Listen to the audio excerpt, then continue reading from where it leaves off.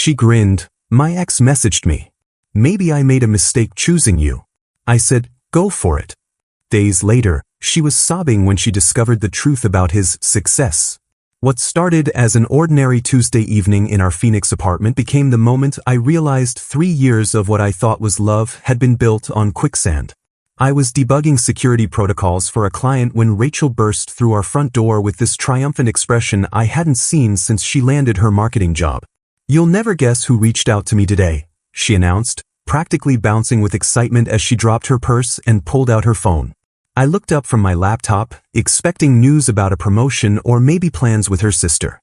Instead, she thrust her screen toward me, showing Instagram messages from someone named Trevor Walsh. The name meant nothing to me, but Rachel's face was glowing like she'd won the lottery. Trevor from college, she explained, as if that clarified everything. Remember, I told you about him? We dated senior year before he moved to Silicon Valley. I vaguely remembered her mentioning some ex-boyfriend who'd chased tech dreams in California, but she'd never seemed particularly nostalgic about him. Now she was scrolling through his profile with the focus of someone studying for finals. The photos were impressive, I had to admit. Trevor posed next to a white Tesla in front of what looked like a glass office building, another shot of him giving a presentation to a packed conference room, and several images of a modern apartment with floor-to-ceiling windows overlooking the San Francisco Bay. His bio read, CEO and founder, disrupting tech one innovation at a time. Look at this, Rachel continued, showing me his latest post about closing a Series B funding round. He's building this revolutionary platform for sustainable energy management. Says he's already got contracts with 3 Fortune 500 companies. I studied the images more carefully, noting the professional quality of the photos and the carefully crafted captions. As someone who works in cybersecurity, I've learned to be skeptical of things that seem too polished online. But Rachel was completely absorbed, reading his messages aloud. He says he's been thinking about how different things might have been if we'd stayed together after graduation. How we could have built an empire together instead of playing it safe. That phrase hit me like a physical blow. Playing it safe. I'd been working 60-hour weeks for the past 2 years, building expertise in threat detection and network security. I'd saved enough for a down payment on a house and had been secretly saving for an engagement ring that was currently hidden in my sock drawer. Apparently, stability and planning ahead qualified as playing it safe. What exactly is he suggesting? I asked, trying to keep my voice neutral. Rachel sat down across from me, her expression suddenly serious. He wants to meet when he's in Phoenix next week. Says he has some business meetings here and thought we could catch up. She paused, chewing her lower lip the way she did when she was nervous. I've been thinking lately about whether I settled too quickly. Whether I chose security over ambition. The words hung in the air between us like smoke. 3 years together, and she was questioning the fundamental choice of being with me. I thought about all our weekend mornings making breakfast together, our evenings planning trips we'd take someday, the way she used to brag to her friends about having a boyfriend who actually knew how to fix things when they broke. You think you settled for me, I said. It wasn't a question. I think I might have. Her honesty was brutal but somehow refreshing. Look at what Trevor's accomplished in the same 4 years. He took risks, built something revolutionary. Meanwhile, we're here living in the same apartment, following the same routines, talking about maybe buying a house in the suburbs someday. I closed my laptop and really looked at her. The woman I'd been planning to propose to was sitting across from me, essentially asking for permission to explore whether she'd made a mistake choosing stability over excitement. The irony wasn't lost on me that she called my career boring when I spent my days protecting companies from sophisticated cyber attacks, but apparently preventing $1 million security breaches wasn't as impressive as whatever Trevor was selling on Instagram. So what are you asking me, Rachel? I guess I'm asking if you'd be okay with me meeting him, just to see what might have been. I could have fought for us. Could have pointed out that she was comparing our real, lived-in relationship to someone's carefully curated social media presence. Could have mentioned the engagement ring and my promotion opportunity and all the plans I'd been making for our future.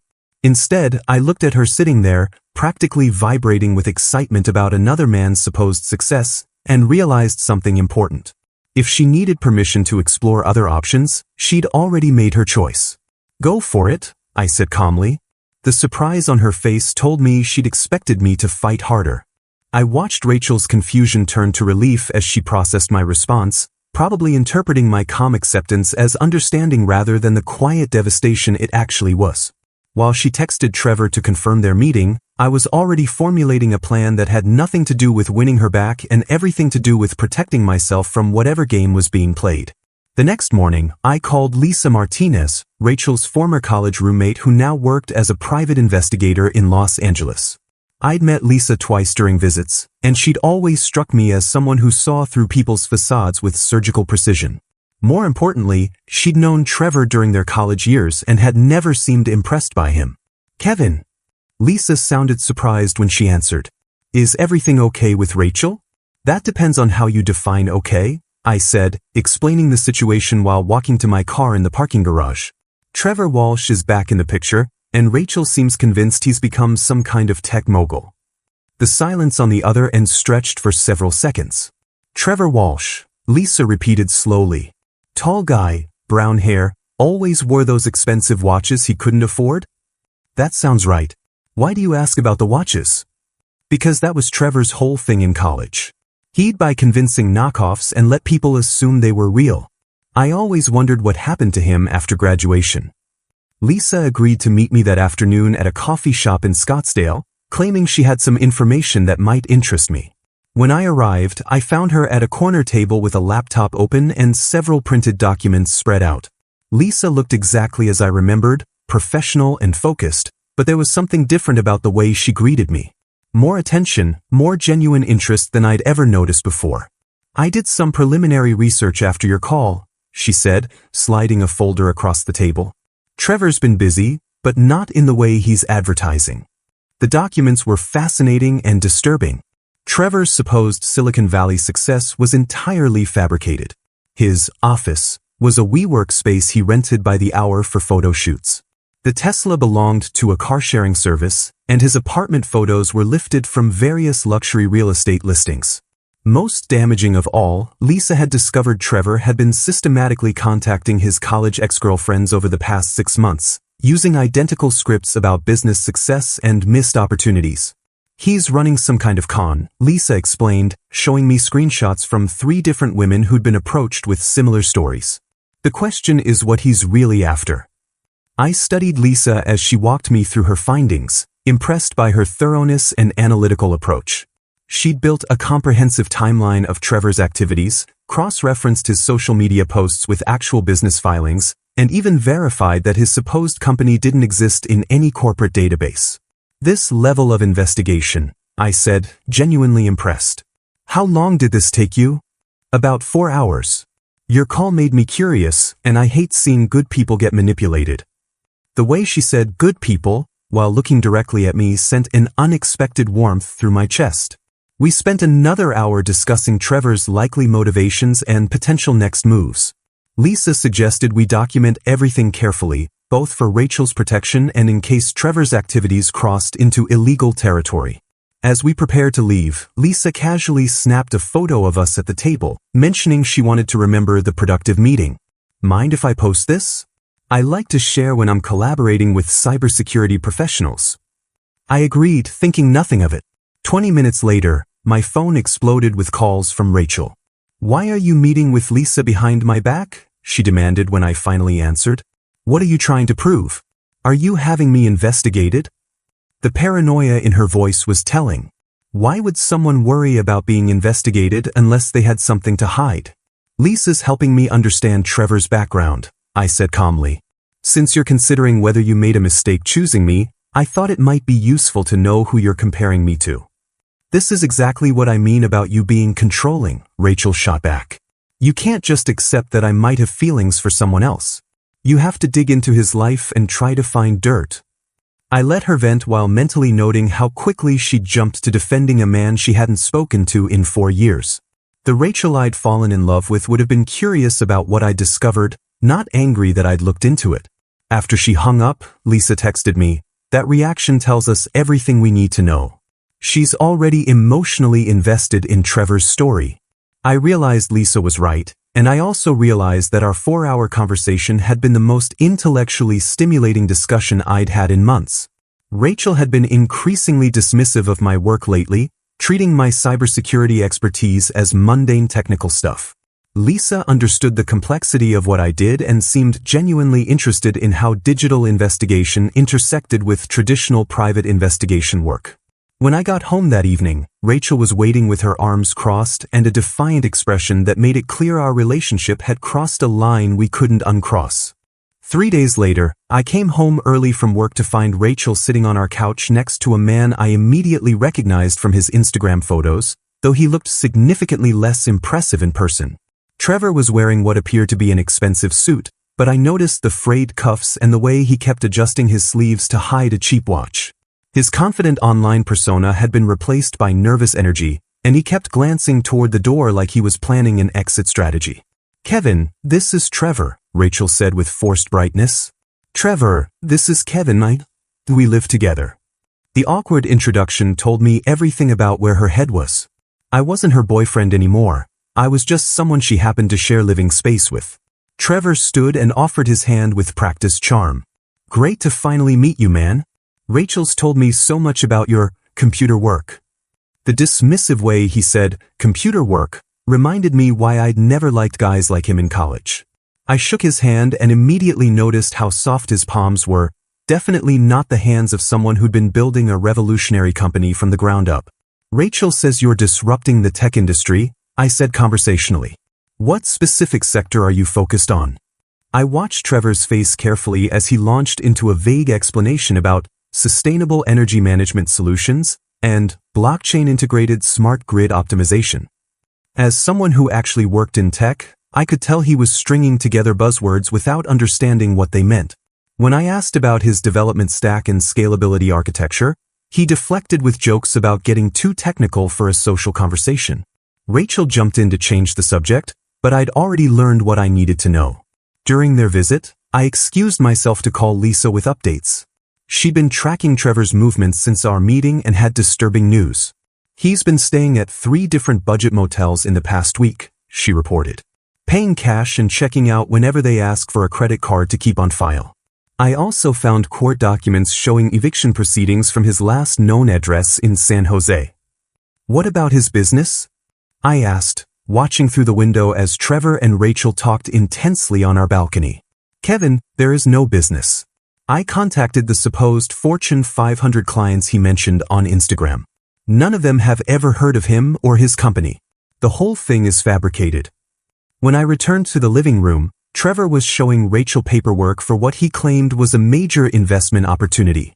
I glimpsed enough to see official-looking documents with impressive letterheads and complex financial projections. As someone who'd been targeted by phishing attempts and social engineering scams, I recognized the hallmarks of professional-grade fraud materials. "Rachel, could I speak with you privately for a moment?" I asked. She followed me to the kitchen with obvious reluctance. "Lisa found some concerning information about Trevor's financial situation," I said quietly. "I think you should know he's been evicted from 3 apartments in the past year and there's no record of his company actually existing." Her face flushed with anger. "You're still investigating him? This is harassment, Kevin. You can't accept that he's successful while you're stuck in the same dead-end job you've had for years. It's not about success. It's about truth. His supposed clients don't exist, Rachel. I can show you the documentation." "I don't want to see your fake evidence," she snapped. "Trevor warned me you might try something like this. He said jealous men always attack successful rivals by spreading lies." The fact that Trevor had preemptively prepared her for my discoveries confirmed Lisa's theory about his methods. He'd done this before, probably with other women who had stable partners he needed to discredit. When we returned to the living room, Trevor was gone. Rachel explained he'd stepped out to take an important business call, but his nervous energy before leaving suggested he'd overheard enough of our conversation to realize his cover was blown. An hour later, Rachel's phone rang. Trevor's voice was loud enough for me to hear as he explained that his rental car had been temporarily repossessed due to a paperwork issue, and asked if Rachel could pick him up from a gas station across town. "What kind of successful CEO gets his rental car repossessed?" I asked after she hung up. "It's just a bureaucratic mistake," Rachel insisted, but I could see doubt creeping into her expression for the first time. While she drove to rescue Trevor, I called Lisa with an update. "He's rattled," I reported. Left as soon as he realized I was asking specific questions about his business. But fraudsters rely on keeping their marks isolated from people who might ask uncomfortable questions. The fact that he's already trying to turn Rachel against you means you're disrupting his timeline. That evening, Rachel returned with Trevor in tow, both of them looking defensive and slightly desperate. Trevor had abandoned his smooth charm and was now playing the victim, claiming I was harassing him because I couldn't handle Rachel's success. Some men can't stand to see their women with real entrepreneurs, he said, directing his comments to Rachel while avoiding eye contact with me. They'll do anything to sabotage genuine opportunities. I pulled out my laptop and showed them both the incorporation records Lisa had obtained. Trevor's supposed company didn't exist in California, Delaware, or any other state. His business address was a UPS store, and his phone number was registered to a burner phone service. There are explanations for all of this, Trevor insisted, but his voice lacked conviction. I use privacy services to protect my intellectual property. That's standard practice in Silicon Valley. Rachel looked between us, her certainty finally starting to crack. Trevor, maybe you should explain about the rental car situation. For the first time since I'd met him, Trevor's mask slipped completely. Look, I'm going through a temporary cash flow issue, okay? That's normal in startups. We're between funding rounds and I had to make some short-term sacrifices to keep the company running. What company? I asked quietly. The silence that followed answered everything. The next morning, I woke up to find Rachel's side of the bed empty and her overnight bag missing from the closet. She'd left a note saying she needed space to think and would be staying at her sister's for a few days. What she didn't mention was that she'd also taken Trevor with her, something I discovered when Lisa called with surveillance updates. They're at Ashley's place, Lisa reported. But here's the interesting part.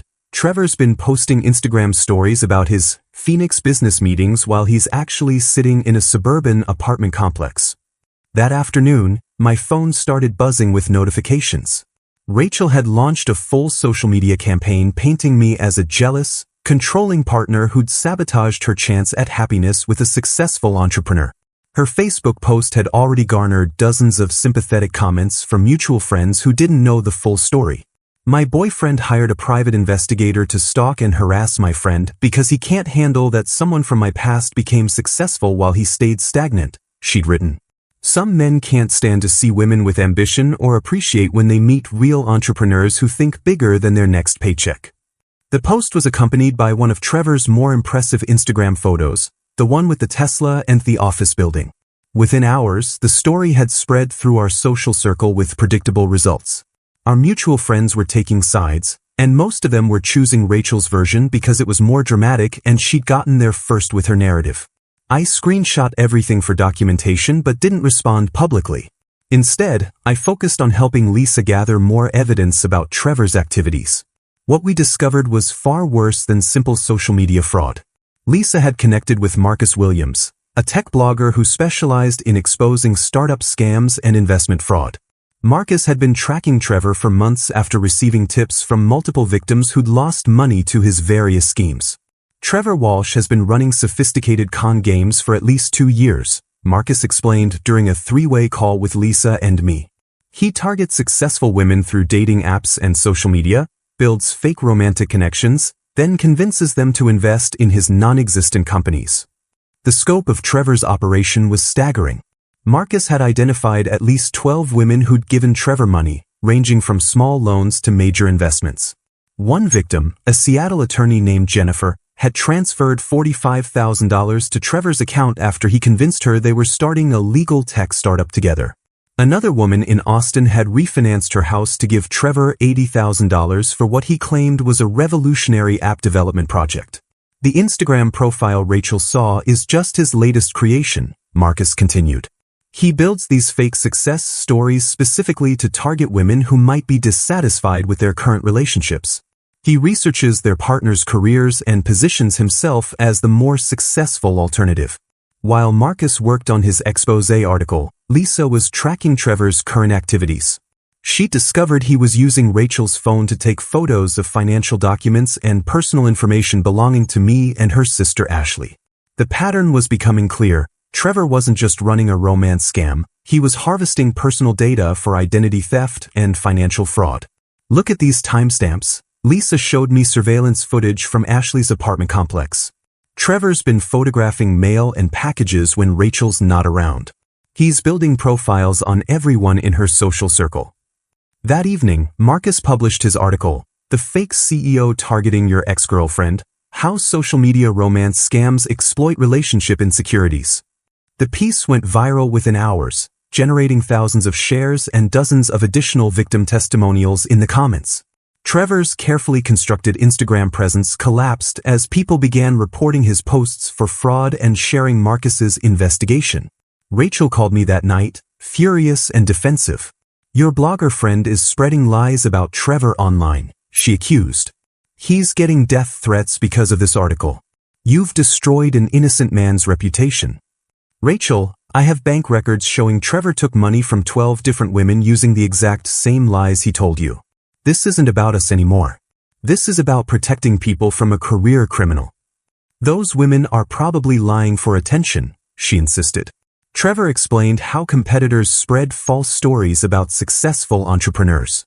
"It's called corporate espionage." The fact that she was still defending him after everything we'd uncovered told me how completely Trevor had manipulated her thinking. But the next morning brought developments that even Rachel couldn't rationalize away. Marcus's article had prompted an FBI investigation into Trevor's activities, and federal agents had traced multiple fraudulent loan applications to addresses where Trevor had been staying. When agents arrived at Ashley's apartment with a search warrant, they found Trevor's laptop containing hundreds of stolen financial documents, fake business presentations, and detailed profiles of potential victims across multiple states. Rachel was at work when the arrest happened, but Ashley called her immediately. "Rachel, you need to come home right now," Ashley said in a voicemail I later heard. "Trevor's been arrested by federal agents. They found stolen identities and fake documents in his backpack. What the hell did you bring into my house?" That afternoon, local news stations picked up the story. Trevor's mugshot appeared on television alongside headlines about "Romance Scammer Targeting Phoenix Women." The contrast between his confident Instagram photos and his defeated expression in custody was striking enough that the story gained national attention as an example of social media manipulation and romance fraud. Marcus called me with updates throughout the day. Trevor's been charged with wire fraud, identity theft, and conspiracy to commit financial crimes across state lines. The FBI found evidence connecting him to romance scams in 6 different states over the past 3 years. When Rachel finally came home that evening, she looked like someone who'd aged 5 years in one day. The confident woman who'd been defending Trevor's honor just hours earlier had been replaced by someone who clearly understood she'd been played by a professional manipulator. "I need to know everything," she said quietly, sitting across from me at our kitchen table. "I need to know how stupid I've been." Over the next several hours, I walked Rachel through everything Lisa and I had discovered about Trevor's operation, from the fake business documents to the systematic targeting of his college ex-girlfriends. She listened in stunned silence as I explained how he'd been using her phone to photograph our personal documents and had likely been planning to use our information for identity theft and loan fraud. The worst revelation came when I showed her security camera footage from our apartment complex that Lisa had obtained through her investigation. "This is from last Tuesday when we were both at work," I said, pulling up the video on my laptop. The footage clearly showed Trevor using a copied key to enter our apartment, spending over an hour photographing documents from my home office, including tax returns, bank statements, and client confidentiality agreements from my cybersecurity work. "He made copies of your house key?" Rachel asked, her voice barely above a whisper. "When?" "Probably during his first visit. It's a standard technique for professional fraudsters. They gain access to personal spaces to gather information for identity theft and financial crimes." I showed her additional footage of Trevor accessing our mailbox and photographing the contents, including pre-approved credit card offers and bank statements that could be used to open fraudulent accounts. The systematic nature of his data collection was chilling, especially knowing he'd been doing this while pretending to reconnect romantically with Rachel. Lisa traced some of the documents Trevor photographed to loan applications he filed using variations of my identity, I continued. He applied for business credit cards using my social security number and employment information. The FBI found copies of my tax returns in his possession when they arrested him. Rachel stared at the security footage, watching Trevor methodically rifle through our private documents with practiced efficiency. I gave him my phone password, she admitted quietly. He said he needed to check something about his flight back to California. He must have been copying our contact information and photographing our conversations. The scope of Trevor's betrayal was becoming clear. He hadn't just been targeting Rachel for romance fraud, he'd been using their relationship to gain access to a broader network of potential victims and identity theft opportunities. Lisa's investigation had revealed that Trevor had been building detailed profiles on Rachel's entire social circle, including her sister Ashley, her co-workers, and several of our mutual friends. Ashley's been getting strange calls, Rachel said suddenly. Credit card companies asking about applications she never filed. Trevor was in her apartment for 3 days. He had access to all her personal information too. The federal investigation was uncovering the full extent of Trevor's criminal enterprise. FBI agents had found evidence that he'd been using stolen identities to create fake business entities and apply for government grants meant for minority-owned startups. His laptop contained over 200 stolen identity profiles, fake business presentations for non-existent companies, and detailed plans for targeting specific demographics through social media manipulation. The agents said he was part of a larger network, Rachel reported after speaking with investigators. They think he was feeding stolen information to other criminals who specialized in different types of fraud. It wasn't just romance scams. It was a sophisticated operation.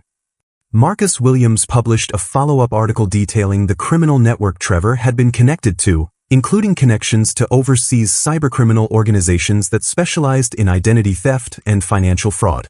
The story revealed that Trevor's fake CEO persona had been just one part of a larger scheme to infiltrate professional networks and harvest personal information for criminal purposes.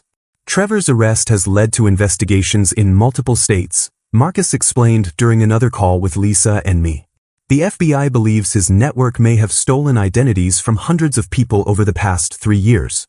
Your girlfriend inadvertently helped investigators identify patterns they've been tracking across different jurisdictions.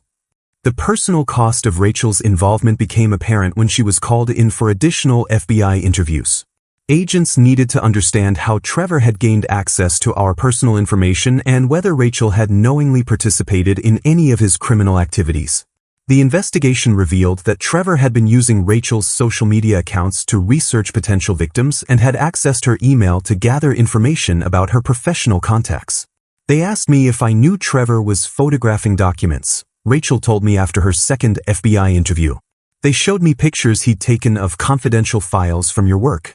Kevin, he photographed everything in your home office. Client contracts, security protocols, network diagrams. They think he was planning to sell corporate information to competitors or use it for ransomware attacks. The realization that Trevor had potentially compromised my client's cybersecurity through Rachel's unwitting assistance was devastating. I immediately notified my employer and began working with our security team to assess potential data breaches and notify affected clients. The investigation revealed that Trevor had been specifically targeting cybersecurity professionals because their access to sensitive corporate information made them valuable sources for criminal networks. Your ex-boyfriend wasn't just running romance scams, my boss explained during an emergency security briefing. He was conducting corporate espionage. The information he photographed from your home office could have been used to target our clients with sophisticated cyber attacks. Rachel broke down completely when she realized the full scope of what she'd enabled. I thought you were jealous, she sobbed. I thought you couldn't handle that he was more successful than you. I defended him while he was stealing from us and planning to destroy your career. The woman who'd been questioning our relationship just weeks earlier was now faced with the reality that her judgment had nearly destroyed both of our lives. But the damage was already done. Even though Rachel hadn't knowingly participated in Trevor's crimes, her social media posts defending him and attacking me had become evidence in the federal case, demonstrating how romance fraudsters manipulate their victims into isolating themselves from people who might recognize the deception. 2 weeks after Trevor's arrest, I was called into an emergency meeting with my company's executive team and legal counsel. Rachel had been desperately trying to repair our relationship, bringing me coffee every morning and apologizing constantly for her role in the security breach, but the professional consequences of her actions were just beginning. Kevin, we need to discuss the potential impact of your personal situation on our client relationships, my boss Sarah Chen explained, her expression serious. Several clients are concerned about the security of their information after learning about the data breach. I'd already provided a complete timeline of events and cooperated fully with both the FBI investigation and our internal security audit.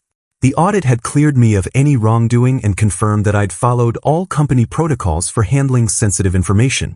However, the fact remained that confidential client data had been photographed in my home office by a criminal who'd gained access through my personal relationship. We've reviewed everything with legal and cybersecurity consultants, Sarah continued.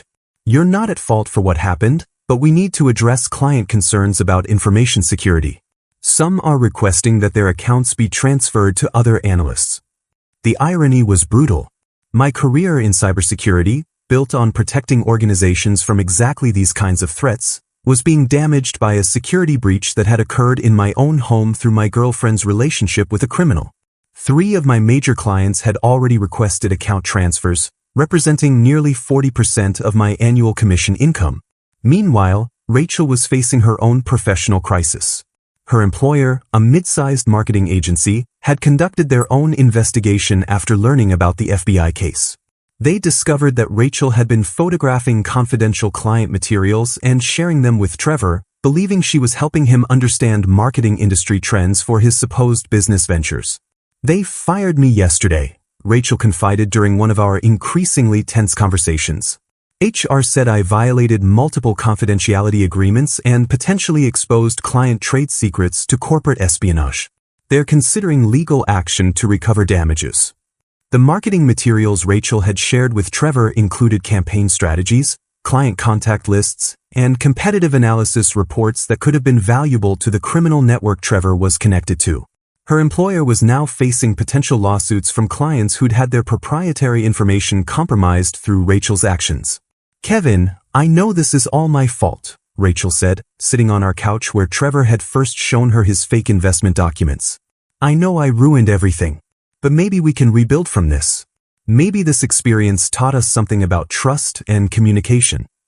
I looked at her, this woman who'd spent weeks questioning whether she'd settled for me, who defended a criminal while attacking my credibility, who'd unknowingly participated in crimes that had damaged both of our careers. The engagement ring was still hidden in my sock drawer, but the person I'd planned to propose to no longer existed. Rachel, you didn't just make a mistake, I said carefully. You made a series of choices that showed me exactly how you see me and our relationship. When Trevor appeared with his fake success story, you immediately decided I wasn't good enough. I was confused, she protested. He manipulated me into thinking things I didn't really believe. You believed them because part of you wanted them to be true. You wanted to believe that I was holding you back, that you deserved something more exciting than what we had built together. The conversation revealed something that went deeper than Trevor's manipulation. Rachel had been fundamentally dissatisfied with our relationship long before Trevor arrived, viewing my stability and planning as limitations rather than strengths. Trevor had simply provided her with permission to express feelings she'd been harboring for months. A week later, the situation took another devastating turn when federal prosecutors informed us that Rachel's social media posts and the confidential documents Trevor had photographed through her access would be used as evidence in his criminal trial. Ms. Henderson, while you weren't charged with any crimes, your actions significantly aided Mr. Walsh's criminal enterprise, the federal prosecutor explained during a briefing. Your social media campaign against Mr. Stevens provided cover for Mr. Walsh's activities and discredited the one person who was actively investigating his fraud. Rachel's face went white as the prosecutor continued. Mr. Walsh specifically instructed his criminal associates to monitor Mr. Stevens' cybersecurity work because the information he photographed from his home office could be used to target corporate networks. Your relationship provided access to classified information about network vulnerabilities and client security protocols. The full scope of the damage became clear when my employer's forensic audit revealed that Trevor had photographed detailed network diagrams and security protocols that could have enabled sophisticated cyber attacks against our clients. The FBI investigation found evidence that this information had been shared with overseas criminal organizations that specialized in corporate ransomware attacks. We're recommending that all affected clients implement comprehensive security audits and update their network protocols," the FBI cybercrime specialist explained. "The information Mr. Walsh obtained could potentially be used for attacks months or years from now." 3 more of my clients terminated their contracts that week, citing concerns about ongoing security risks. My employer, while supportive throughout the investigation, was forced to reassign me to lower-profile accounts that didn't involve access to sensitive corporate networks. My career trajectory, carefully built over 5 years, had been derailed by a criminal who'd gained access to my professional life through my personal relationship. Meanwhile, Lisa's investigation had uncovered additional evidence of Trevor's network that was helping federal prosecutors build cases against his criminal associates. The information Kevin provided about Trevor's initial approach to Rachel helped us identify patterns across multiple states, she reported during one of our regular debriefings. FBI agents are now investigating similar cases in Texas, Colorado, and Oregon where romance scammers used identical methods to infiltrate professional networks. What had started as a simple investigation into my girlfriend's ex-boyfriend had uncovered a sophisticated criminal enterprise that used romance fraud as a cover for corporate espionage and identity theft. The case was becoming a landmark investigation that would change how federal agencies approached cybercrime networks that targeted personal relationships to gain access to professional information. 8 months later, I was standing in the conference room of Phoenix Cybersecurity Solutions, the consulting firm Lisa and I had launched together after both of our lives had been turned upside down by Trevor's criminal network. Our company specialized in helping fraud victims recover their stolen assets and assisting organizations in implementing security protocols to prevent romance-based corporate espionage. The irony wasn't lost on me that being victimized by a sophisticated criminal had ultimately led to the most fulfilling work of my career. "The Morrison Industries case is complete," Lisa announced to our team of 6 investigators and cybersecurity specialists. "We recovered $280,000 in stolen funds and helped them identify the security vulnerabilities that enabled the initial breach. Our success rate was impressive because we understood both the technical and psychological aspects of these crimes. I brought expertise in network security and digital forensics, while Lisa contributed her investigative skills and deep understanding of social manipulation tactics. Together, we developed innovative approaches to tracking cybercriminals who used personal relationships to infiltrate corporate networks. The demand for our services had grown rapidly as more organizations realized how vulnerable they were to romance-based espionage. We'd consulted with companies across 12 states, helping them implement policies that protected employees' personal information while maintaining appropriate work-life boundaries.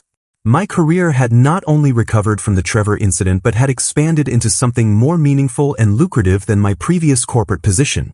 "Kevin, the FBI wants us to present at their National Cybercrime Conference next month," Lisa said, reviewing our latest case files. "They want us to share our methodology for identifying romance fraud networks that target professional information." Our professional partnership had evolved into something much deeper over the past few months. Lisa understood the technical complexity of my work in ways Rachel never had, and I appreciated her analytical approach to human behavior and criminal psychology. We'd started dating officially 3 months ago, though we'd been building toward it since the day we first met to discuss Trevor's activities. The contrast with my previous relationship was striking. Where Rachel had viewed my cybersecurity expertise as mundane technical work, Lisa found it fascinating and regularly incorporated my insights into her investigations. Where Rachel had been dismissive of my methodical approach to planning, Lisa appreciated the strategic thinking that went into building comprehensive security protocols. The Denver victim recovery case netted another $150,000, I reported, reviewing our quarterly results. That brings our total recovered assets to over $2.8 million this year. Our success wasn't just measured in financial recovery. We'd helped 43 fraud victims understand how they'd been targeted and manipulated, providing them with resources for both financial and emotional recovery. Many of our clients had become advocates who helped other victims recognize similar scams. Meanwhile, Trevor's criminal trial had concluded with a conviction on multiple federal charges. He'd been sentenced to 5 years in federal prison after pleading guilty to wire fraud, identity theft, conspiracy to commit cybercrime, and violations of the Computer Fraud and Abuse Act. The evidence Rachel's inadvertent cooperation had provided was crucial to securing convictions against 3 members of his criminal network. Marcus Williams wants to interview us for his new book about corporate espionage, Lisa mentioned, referring to the tech journalist whose initial investigation had exposed Trevor's fraud network. He says our case study about romance fraud targeting cybersecurity professionals is becoming required reading at FBI training programs. Rachel's life had taken a dramatically different trajectory. After being fired from her marketing position, she'd struggled to find equivalent work due to the confidentiality violations on her record. She'd eventually taken a retail job at a department store in Tempe, working for hourly wages that barely covered her basic expenses. Her sister Ashley had asked her to move out after learning about the identity theft attempts that had originated from Trevor's access to her apartment, leaving Rachel to find a small studio apartment she could barely afford. The civil lawsuits from Trevor's fraud victims had been more devastating than his criminal conviction. Rachel was named as a defendant in multiple cases because her social media posts had provided credibility to Trevor's fake business persona, helping him defraud additional victims after his Phoenix visit. While courts ultimately determined she'd been manipulated rather than complicit, the legal fees and settlements had consumed her savings and damaged her credit rating. She applied for a job here last month, Lisa told me one evening as we reviewed applications for a new administrative position. HR forwarded her resume with a note about the connection to our founding case. I read through Rachel's application materials, noting how she tried to position her experience with Trevor's fraud network as relevant qualifications for helping other victims. The irony was that she'd learned valuable lessons about manipulation and deception, but those lessons had come at the cost of enabling crimes against dozens of innocent people. What do you think? Lisa asked, though her expression suggested she already knew my answer. I think she needs to rebuild her life somewhere that isn't connected to the damage she helped cause, I replied. She's not a criminal, but she's also not someone I trust to work with vulnerable fraud victims. 6 months later, Lisa and I announced our engagement at the annual Phoenix Business Security Conference, where we were keynote speakers discussing the intersection of personal relationships and corporate cybersecurity. The engagement ring I'd originally bought for Rachel had long since been returned, replaced by something chosen specifically for Lisa that reflected our shared interests and values. Building security isn't just about technology, I told the audience of cybersecurity professionals and law enforcement officials. It's about understanding how criminals exploit human vulnerabilities to gain access to technical systems. Personal relationships are increasingly becoming attack vectors for sophisticated fraud networks. Our presentation concluded with case studies showing how romance fraud had evolved from simple financial scams into sophisticated operations targeting corporate networks and professional information. The Trevor case had become a textbook example of how criminals use intimate relationships to bypass traditional security measures. After the conference, Lisa and I drove to the same coffee shop in Scottsdale where we'd first met to investigate Trevor's background. Do you ever wonder what would have happened if Rachel hadn't fallen for Trevor's con?